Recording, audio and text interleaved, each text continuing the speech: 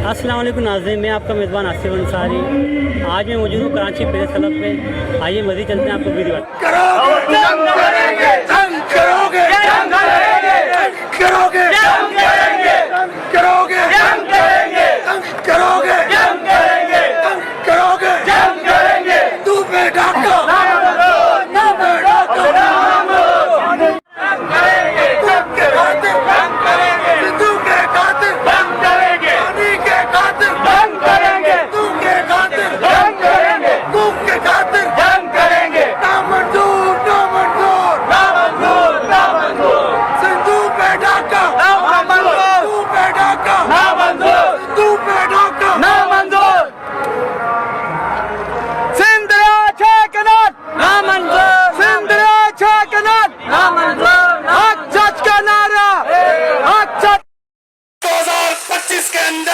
आप सिंध के आबे हयात के ऊपर हमला कर रहे हैं।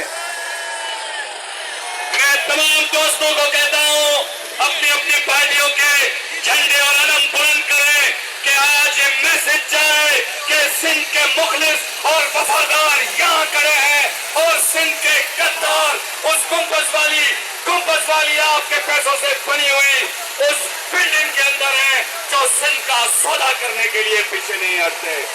और आज वादे हो जाए, प्रेस क्लब के सामने ये हजारों लोगों का जम्मे कफीर वाजे बात कर रहा है कि कैनाल किसी सूरत में मंजूर नहीं है, कि कैनाल आबे हयात पर हमला है, कि हजारों सालों पुरानी तहजीब रखने वाला दरियाए सिंध के ऊपर हमला है। आपकी अकल ठिकाने नहीं है, आप खुदा से जंग लेने चले हैं। ये खुदा की तकलीफ थी कि हजारों साल जब से दुनिया बनी दरियाए सिंध आबाद था और चोलिस्तान हमेशा एक रेगिस्तान की मानंद है।